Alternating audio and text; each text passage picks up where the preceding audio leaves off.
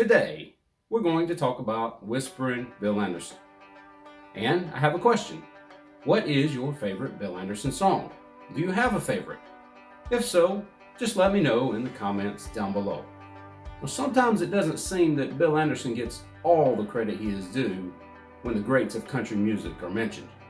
Even though he's a member of the Country Music Hall of Fame, Songwriters Hall of Fame, and has been a member of the Grand Ole Opry since 1961. So I wanted to do a video on him to remind us of just how popular Bill Anderson really was back in the day. So here's 8 interesting facts you may not know about Whispering Bill Anderson. Number 1, Bill Anderson did not grow up wanting to sing country music. Bill Anderson's love all during high school was baseball, and he was pretty darn good at it too. He went to Avondale High School in Georgia, and his team won the state championship his freshman year. Bill was an accomplished pitcher with a tantalizing curveball, and by his senior year, baseball scouts were taking notice.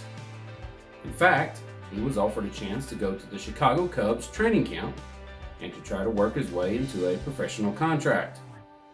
But he had promised his parents he would go to college first, so he enrolled into the University of Georgia in 1955. Now, as a freshman, he and his band finished second in a talent contest.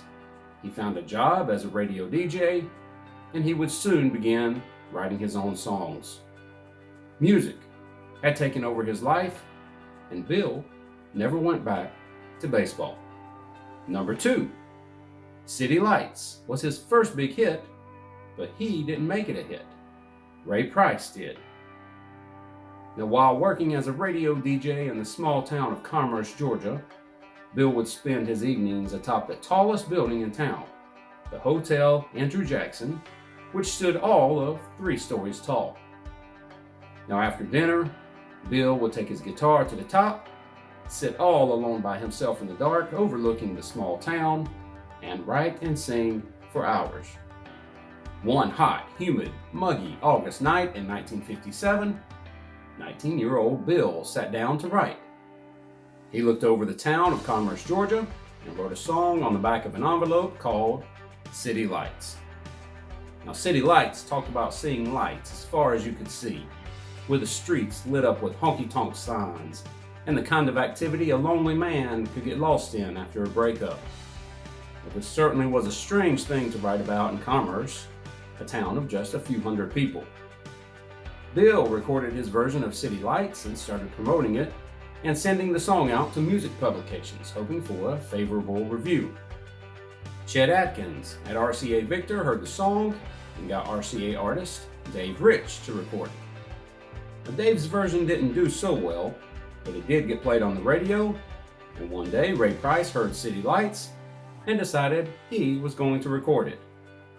Ray Price took City Lights to number 1 in 1958. A bright array of city lights as far as I can see. The great white way shines Number 3. through the night. Ray Price also stole Bill Anderson's next big hit. Hey there, thanks for watching.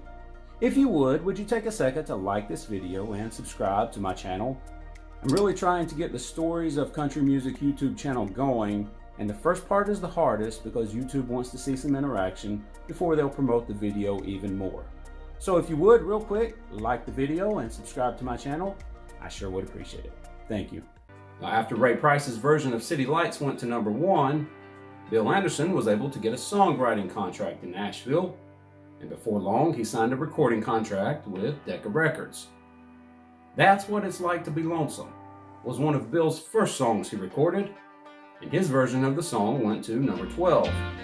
And that's what it's like to be lonesome, with a heart of broken love taught to cry. But once again, Ray Price heard the song, recorded it himself, and the radio stations quit playing Bill's version and started playing Ray Price's instead. Ray Price took That's What It's Like to Be Lonesome to number 7. So how did Bill feel about Ray covering his first two songs? Well, Bill really didn't mind. Ray Price was an established star who could sell way more copies of the song than Bill could, and Bill also enjoyed the songwriting royalties from Ray's hits. Bill figured having someone like Ray Price recording his songs would open many other doors, and Bill was right. Number 4. Bill Anderson's first tour was with a bunch of nobodies who would soon become stars. Now, one of the first doors that Ray Price's success opened for Bill was his opportunity to go on his first tour. It was a 3-week tour that was basically a disaster from the beginning. While the headliner, George Morgan, member of the Grand Ole Opry and future father of Lorrie Morgan, traveled more comfortably, Bill and the other openers traveled from city to city in a cramped station wagon, stuffed with their gear. Many of the show's promoters backed out of paying the acts. Travel conditions were horrible, and by the last week of the tour, they had to hawk their record player just to get gas to make it to the next town. So, who did Bill Anderson travel with on his first tour? 2 men you may have heard of, Johnny Paycheck and Roger Miller. Number 5. Bill Anderson never got hooked on drugs or alcohol. Now, on his first tour, Bill was introduced to the sin and seductiveness of the nightlife. Up to that point, Bill had never sang in a bar or a honky-tonk, and he had never tasted alcohol. In fact, even as a country music singer, Bill wouldn't taste alcohol until he was almost 30 years old. And as popular as pills and cocaine were in country music, Bill always turned them down. Bill says the only addiction he ever had was the one addiction no man has ever beat: the addiction of applause. Number 6. Bill Anderson's mother-in-law came up with the title of Po Folks. Now, Po Folks was Bill Anderson's first signature hit. It was also the song that would make Bill Anderson popular enough to be invited as a member of the Grand Ole Opry in 1961. Now, Bill had been working on the idea and lyrics for Po Folks for a while, but he hadn't been able to come up with a good title. At first, the song was called The South Side, but Bill didn't like that. It just didn't fit, but he couldn't come up with anything better. Now, one day, Bill was walking around his house singing the song when his mother-in-law hollered over, "Hey, sounds like you're singing about Po Folks to me." And just like that, Bill had the title. Po Folks would go on to number 9 on the country charts in 1961. There's a whole lot of people looking down their noses at me, 'cause I didn't come from a wealthy family. Number 7. Mama Sang a Song was Bill's first song with his famous recitations. Now, Bill never had a powerful singing voice. His success was mainly attributed to his fantastic ability to write songs and his relaxed, easygoing personality. And Mama Sang a Song capitalized on his soft-spoken, down-home voice with recitations like this.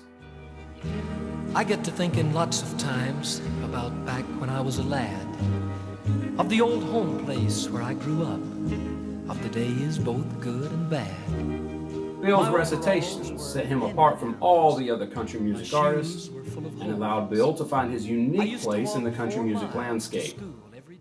Bill's recitations would be found in his other songs like Still, and would make Bill one of the most coveted country music entertainers from the mid-1960s to the mid-1970s. And that brings us to number 8. At first, Bill didn't like his nickname, Whisperin' Bill. Now, Don Bowman, a comedian who was on the Bill Anderson Show, gave Bill the nickname Old Whisper because of his soft voice. But one night, Don was on Ralph Emery's late night show on Nashville's world-famous WSM, and they came up with the name Whisperin' Bill. Now, when Bill heard the nickname, he didn't really care for it. especially when he heard other people imitating him. Now, one night, Bill was opening for Ferlin Husky, who did impressions of country singers, and Bill heard Ferlin do an impression of him. Ferlin noticed that Bill was a bit uneasy about the impersonation, and Bill admitted that he was. Then Ferlin told him, "Bill, I imitate you because nobody else sounds like you. I can't imitate most country singers because they aren't unique. But when someone hears Whispering Bill, they immediately know who is singing." And from that point on, Bill Anderson wore his nickname like a badge of honor. And there are 8 facts about the great Whispering Bill Anderson that you may not have known.